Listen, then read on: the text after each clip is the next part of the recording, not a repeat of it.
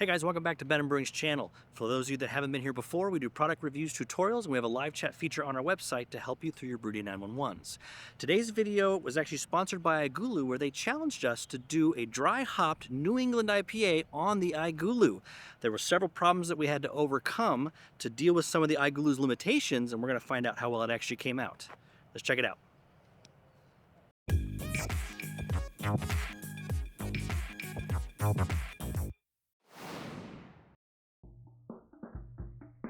As a reminder, today's video is sponsored by iGulu, who challenged us to make a dry hopped New England IPA in the iGulu F1. If you do want to purchase the iGulu or any of their recipe kits online at iGulu.com, use code BenhamBrewing for 20% off of your entire order. That affiliate link is linked below. This actually presented quite a few problems for us, and we had to really kind of massage our normal way of brewing beer to be able to do that in the iGulu, and we'll find out if we're actually successful, so stay tuned till the end of the video. One of the challenges that you have with the iGulu is it is limited from a heating capacity, meaning you can't really boil anything in it. And for those of you that make beer, understand that boiling is very important when it comes to the hop bitterness. There's an important interaction that takes place when you're boiling your wort that doesn't happen when you're simply dry hopping or adding hops to a cooled liquid. It's an important interaction between the malt sugars that are in the wort and the temperature and the oils of the hops. The hops actually isomerize or become soluble, and they chemically change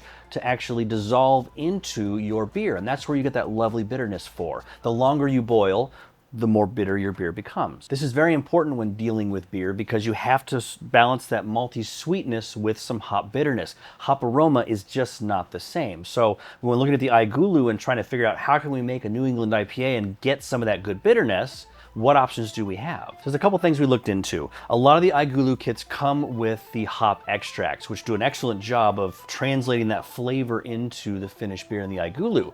When I went to look online to see where I could find a variety of hop extracts, I found the selection to be actually very limited. And if we did find it, it was really more for professional brewers, so you would have to spend several $100s and buy a large quantity of this hop extract. The other thing we really wanted to replicate was the ability to make not just a New England IPA, but to take and create a technique that would work across pretty much all beer styles if you're brewing in the iGulu. The best way we could figure out to do this is to actually boil the hops following a hop schedule in not just water, but in wort. So we actually did add some sugar to the boil that we were doing to help enhance those bitter flavors that are so crucial in the beer. So one of the things that I've heard on a lot of the forums for iGulu users is that many of the users are actually just taking and doing a full wort boil with like 1.5 gallons of liquid, boiling it off to get down to 1 gallon. They chill it down and then put it into the iGulu, which obviously would work perfectly as far as flavor extraction, and you would actually have full control over fermentation and the beers would come out absolutely fantastic. My problem with that is that it doesn't really make the brew day very fast. You are still having to boil for an hour, in addition to having to let it cool down or chill it down, which is more time, and so it kind of extends out the brew day. So I really wanted to come up with a way to extract as much of that flavor from the hops as possible, but without actually having to boil all of the wort. So the solution was to do a concentrated boil with malt in the water and the hops to extract the full flavor. You get minimum cool down time, and it's very easy to pitch that hop tea into the iGulu once fermentation is near the end. All right, let's go ahead and talk about the process and the recipe. Take 1 gallon of clear spring water and go ahead and put it in your Triton keg. You're going to add Voss Kveik yeast, about 1/3 of a pack, to the top of the water. Now we've chosen Voss Kveik yeast because of, 1, fast fermentation, and 2, because of the flavor profile. It tends to produce or enhance an orange and citrus flavor in your beer. And so because that's what we want our New England IPA, we're gonna allow that to help us enhance that hop flavor and that hop bitterness. So on top of that, you're gonna put a pound of dried malt extract. Light dried extract is perfectly fine, and then 1/2 pound of wheat dried malt extract. Go ahead and seal up your Triton keg and put the lock on it. Put it inside of your iGulu and make sure you apply the pressure relief device, valve, I'm not sure what to call it. We do not want to do the first stage of this fermentation under pressure. If you're looking for a way to keep that valve open, I will eventually have those on our website for sale, but for now I'm not selling it. If you pay for shipping, I'll be happy to send you one. I make them myself, and that helps keep that valve open. So go ahead and set your iGulu for no pressure and set the temperature to 90 degrees for 3 days. This is going to be a very fast ferment. As a reminder, we're not adding any hops at this step. That is going to come later once primary fermentation is almost finished. The main reason we don't want to do pressure fermentation for our primary fermentation is because of the issue that it causes when we come to dry hop the beer.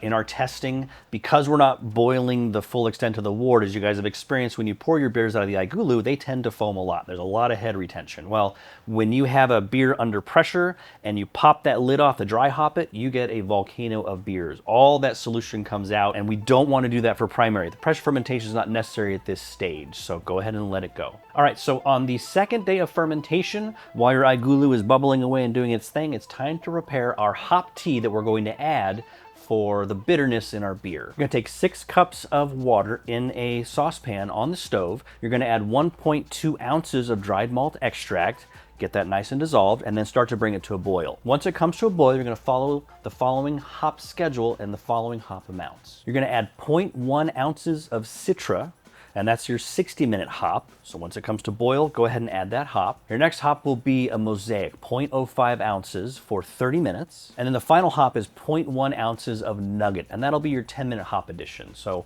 once you get all those hops added, you boiled it for the hour, you followed the hop schedule, then go ahead and let it cool down a little bit to say around 180, 190 degrees, and then take it and put it into some sort of a heat-safe jar. Mason jars work perfectly for this. So try to pour it into the jar, put foil on top, and let it cool overnight. Don't add it to your iGulu yet. We're just getting everything ready for the hop addition starting tomorrow. So day 3 of your beer fermentation, this is the day that we're going to be adding our hop bitterness, not only in our hop tea for the main bitterness, but we're going to dry hop it as well. Go ahead and take your Triton keg out of your iGulu, go ahead and pop the lid off. Go ahead and remove your pressure relief valve, because this next stage, this second fermentation we're going to do, will need to be done under pressure. Go ahead and pour in your hop tea from the mason jar, and that will include, if you can pour off and leave a lot of the hop solids behind in the jar, more the better. The reason it's important to do secondary fermentation under pressure is that malt sugar we've added has 2 benefits. One, it helps to enhance that hop bitterness flavor and improve those interactions in the oils of the hops, as I mentioned before.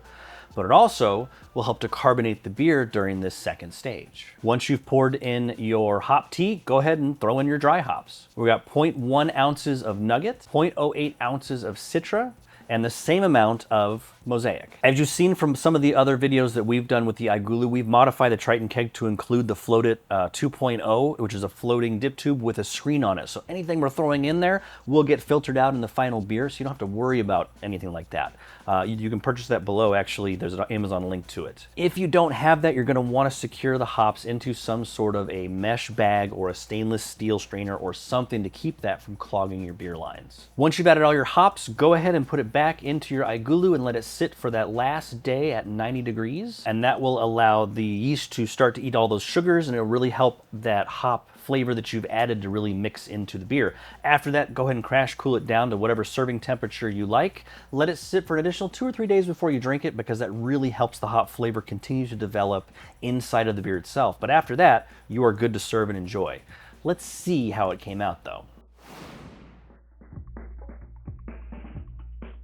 So it's been a couple of weeks. We are here for the tasting of our New England IPA. We're both frightened I think to see how this will turn out. Yes. So cheers. And we have a lot to say about this once we taste it, because there was quite a few concerns with the whole process, and we'll dive into that quickly if we can. That's really good. It's very bright. Very good citrus notes. I think the aroma is what gets me. A little orange peel. Yeah. Very nice. Very nice. You do get hops in the aroma, but it's not overwhelming in the actual beer. What's nice is it's not soft in the bitterness. It has a nice crispness to it without it being too soft or too round, or like an Imperial where it's just wiping your taste buds off. That's really good. No, I mean, I feel like if you don't like the pine what people call the pine tree flavor of IPAs, and that turns you off. This actually turned out well because there's very little like pine notes. No, it's very citrus heavy, which was kind of the design and what we wanted to do with the recipe itself. So a couple notes with it. So I think the process overall worked really well. One of the things, and I don't know if we may have said on other videos, we don't like Kveik yeast. Yes. And this definitely tastes like a Kveik beer. And not to take anything away from Kveik yeast itself, there's just a flavor profile, there's a spice in it that we just really don't care for. Now, in this particular recipe, it's not over the top, and so it's actually approachable, like we don't mind it. And I kind of equate it to, you know, if for those of you that drink scotch or whiskey or like a rye, right? Rye has a specific spice to it. Some people like it, some people don't. This reminds me not of a rye spice, but of there's something in there that is clearly, in my eyes, or in my taste buds, and my palate, that comes from the Kveik yeast. I think it was a good choice to use because you get a beer in 3 days. It accents the orange nicely. It's not over the top, and I really don't even get that Kveik spice, that ester, until the very end. It's like after I swallow, then I'm like, oh, nope, there it is. I can taste it. But overall, I thought it came out really, really nice. It did. Of all the beers we've brewed with the Kveik yeast, this is probably the most subtle flavor at the end. I think it's just, for me, the fact that it's not a known or recognized flavor in commercial craft beer or IPAs in general.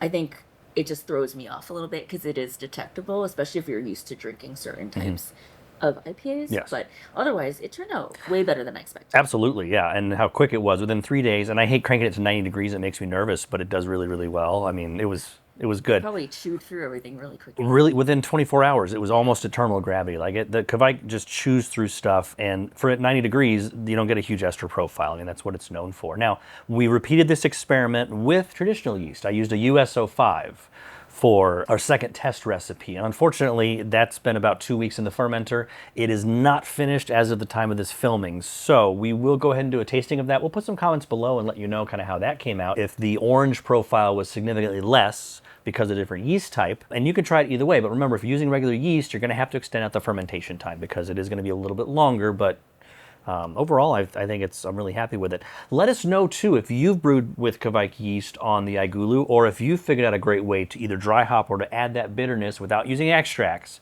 If you figured out a way to really add that to minimize boil time and things like that. Hey guys, thank you so much for watching our video on making a New England IPA on the iGulu. Leave some comments below what you think about the recipe and the technique, and if you found a better way to brew a hoppy beer on the iGulu without boiling. Catch you later, my friends.